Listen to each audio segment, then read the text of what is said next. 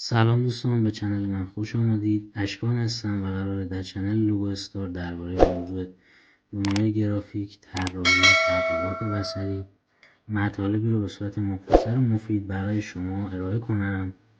خیلیاتون شاید فکر کنید که چنل من هم مثل چنل های آموزشی دیگه فقط به بحث آموزشی میپردازه، ولی اینطور نیست. ما کلی برنامه های دیگه به غیر از آموزش در اختیار شما قرار میدهیم. چنل ما مثل چنل های دیگه تک بودی کار نیست و دارم موضوعات مختلف رو در مورد گرافیک مورد بررسی قرار میده. مثلا ممکنه در یک ویدیو برای شما در رابطه با طراحی، کار کردن با برنامه و معرفی پنل های برنامه برای طراحی آسان‌تر یک ویدیویی برای شما تهیه بکنم، یا موضوع دیگه ممکنه که در یک ویدیوی بعدی به بررسی برندها و لوگوهای مرتبط با آنها بپردازیم.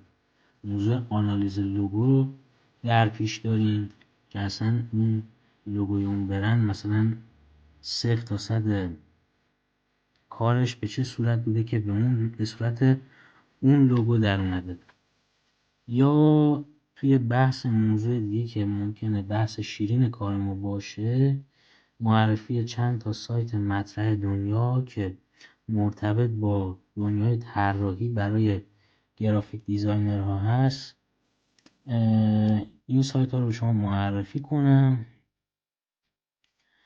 و حتی در حوزه آموزشی ممکنه آموزش ها رو به صورت پروژه‌ای به شما به نمایش بذارم. یعنی مثلا توی یک آموزش یک پروژه طراحی لوگو به دست من رسیده که من آموزش رو به صورت پارت و چند اسلایدی توی یک ویدیو برای شما به نمایش میذارم که شما با مراجعه به پارت های مختلف اون ویدیو اون آموزش رو میتونید دنبال بکنید و برای خودتون تمرین بکنید. و اینکه پرسش و پاسخ داریم، شما میتونید توی اینستاگرام منو با آیدی لوگو استار داتایار دنبال بکنید. نمونه کارهایی که حالا من انجام دادم و آموزشاشو هم بعدها قراره توی همین چنل بذارم،